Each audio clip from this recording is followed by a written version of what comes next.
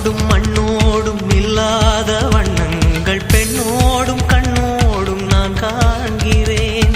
தாலாட்டில் இல்லாத சங்கீத சாரங்கள் பாராட்டும் உன் பாட்டில் நான் கேட்கிறேன். மழைத்துளி என்னதவம் தான் செய்ததோ பல கொண்ட மார்போடு தொட்டாடுதே.